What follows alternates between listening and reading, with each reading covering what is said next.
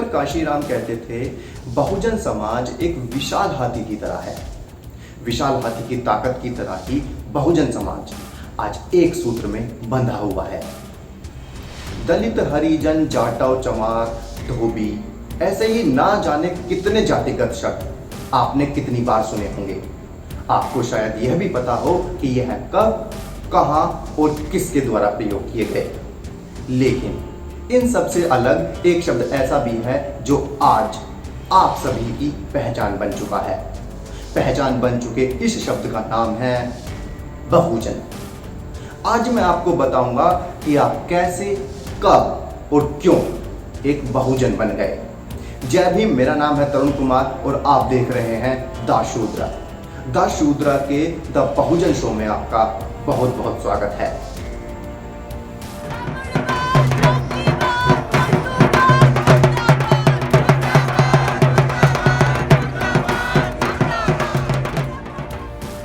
बहु प्लस जन यानी बहुजन। बहुजन शब्द का मतलब दलित कतई नहीं है। यह उस 90% जनता की बात है जिनको जातियों में बांटकर केवल 10% लोग उन पर राज कर रहे हैं। बहुजन शब्द को लेकर बहुत से मत हैं। उन्हीं मतों में से एक यह भी है कि यह शब्द आजकल का नया शब्द नहीं है, बल्कि लगभग एक सदी को अपने अंदर समाये हुए है। बहुजन शब्द साल 1920 में पहली बार प्रयोग हुआ। इसे प्रयोग करने वाले महाराष्ट्र के विट्ठल रामजी शिंदे थे। उन्होंने एक राजनीतिक संस्था भी बनाई थी जिसका नाम बहुजन पक्ष था।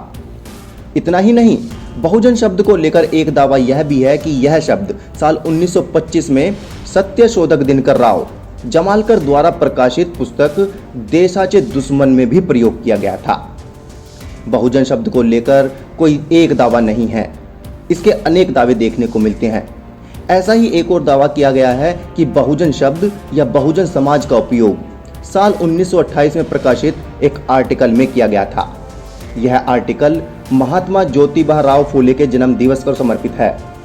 इसके साथ साथ 1936 में भी बहुजन शब्द का जिक्र मिलता है, जिसमें एक आयोजन के लिए प्रकाशित किए गए विज्ञापन पंपलेट में बहुजन शब्द का इस्तेमाल किया गया था। 1936 में इस पंपलेट का प्रयोग किया गया था। इसी साल बॉम्बे प्रेसिडेंसी महार कॉन्फ्रेंस का भी आयोजन हुआ था, जहां बाबा साहेब भीमराव अंबेडकर ने अपना फेमस भाषण मुक्ति कौन पाते दिया था। यह पंपलेट मुख्य रूप से महाराष्ट्र की भाषा में लिखा गया था, लेकिन आप सभी के लिए मैं इसका हिंदी अनुवाद आप सभी को बता रहा हूं। इस पंपलेट में लिखा गया था कि हमारे सामने एक बहुत बड़ा और महत्वपूर्ण कार्य है, इसलिए इसमें हमें मौद्रिक यानी पैसे और मानव संसाधन दोनों की आवश्यकता होगी।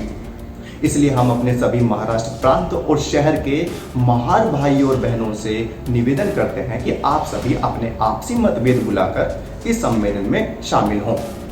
लेकिन इस सम्मेलन में शामिल होने के लिए मुख्य रूप से अंशदान राशि भी निर्धारित की गई थी, जिसके लिए लिखा गया था कि इस सम्मेलन के लिए एक अंशदान राशि भी निर्धारित की गई है। अंशदान राशि को इस तरह से निर्धारित किया गया है कि इसमें बहुजन समाज के लोग भी भाग ले सकें।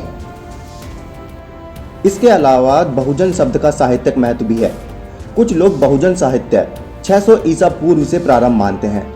वे कौत्य को वह व्यक्ति मानते हैं जिन्होंने भौतिक बुद्धिवाद से मिलता जुलता दर्शन प्रारंभ किया। वे तंतुवाय परिवार से संबंधित थे। यह बात अपनी जगह ठीक है, लेकिन वास्तव में बहुजन विचारधारा या साहित्य की शुरुआत बुद्ध से हुई, क्योंकि बुद्ध ने ही सर्वप्रथम बहुजन शब्द का प्रयोग किया था। बहुतायत में होते हुए भी यह लोग अपने ही देश में एक बेहाल जीवन जी रहे हैं और पहले से भी जीते आए हैं, क्योंकि यह लोग संगठित नहीं हैं। लगभग 6000 से भी अधिक अलग अलग जातियों में यह लोग बटे हुए हैं और अपनी हर जाति का एक अलग ही झंडा है। बहुजन लोग वह लोग हैं जिनके हिस्से वर्ण व्यवस्था ने सिर्फ काम दिया और अपने ही देश में उन्हें गुलाम बना लिया। कमाल देखिए, हजारों सालों पहले वर्ण व्यवस्था को लागू करने वाले कुछ चंद लोग आज सत्ता पर बैठकर मलाई खा रहे हैं और बहुजन समाज आज भी एक गैर बराबरी का नरकीय जीवन जी रहा है। जो सफाई करता था वो पीढ़ी दर पीढ़ी हजारों साल सफाई ही करता रहा। जो गाय भैंस चराने और दूध का धंधा करता था वो हजारों साल जानवर ही पालता रह गया। जो कपड़े धोता था वो कपड़े ही धोता रह गया। भारत की परास्त राजा प्रजा को तो अछूत ही बना दिया। सूची बहुत लंबी है। जब देश में बाबा साहेब भीमराव अंबेडकर का संविधान लागू हुआ, ठीक उसी दिन से देश में स्थितियां बदलनी शुरू हुई। उसी दिन से बहुजन समाज के लोग राजा बनने के सपने देखने लगे और आज बन भी रहे हैं। बाबा साहेब अंबेडकर के संविधान की बदौलत ही आज देश में किसी एक खास वर्ग को संसाधनों पर एक अधिकार करने का हक नहीं है। अफ्रीकन अश्वेत क्रांति के महानायक श्री मेलकाम ने कहा है, अगर हम सतर्क नहीं रहे तो मीडिया आपको दबाए गए लोगों से नफरत कराने वाला और दबाने वालों को चाहने वाला बना देगा। ध्यान रहे, हमारा व्यक्तित्व जिन तथ्यों से बना है जरूरी नहीं वो भी सत्य हो, बल्कि इस बात से बनता है कि हम किस माहौल में पैदा हुए और पले बढ़े। जरा सोचो, आज मीडिया में भगवान बुद्ध के देश में भगवान बुद्ध की बात क्यों नहीं हो रही? सम्राट अशोक जिसके काल में भारत का स्वर्णिम युग था, उसकी बात क्यों नहीं हो रही? बहुजन एक वैचारिक अवधारणा है, ऐतिहासिक सिद्धांतिक विकास की परिणति है।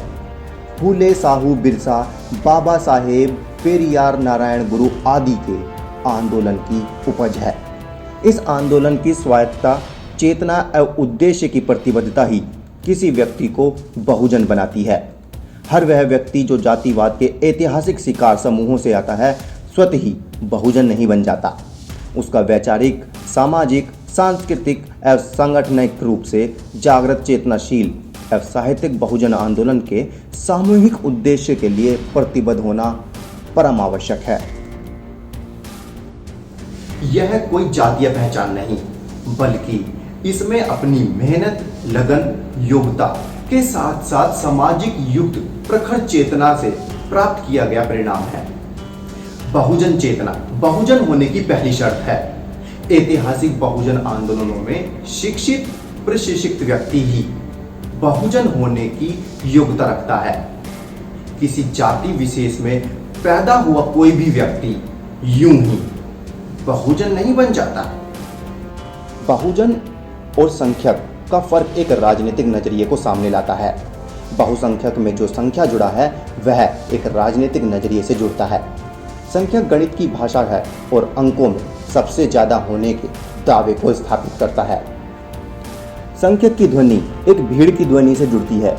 शब्दों को बेहद संवेदनशील होकर सुनना चाहिए, उसके प्रभाव को समझने की कोशिश भी करनी चाहिए। समाज के जिस हिस्से के पास शब्द के तत्काल पड़ने वाले प्रभाव और दूरगामी प्रभाव को समझने की जितनी क्षमता विकसित होती है, वह समाज अपनी संस्कृति को जारी रखने में उतना ही सफल होता है। बहुजन को ध्यान से सुने। बहु के साथ लगा जन मानव समाज को संबोधित करता है। यह उसमें जीवन होने की ताकत को प्रदर्शित करता है।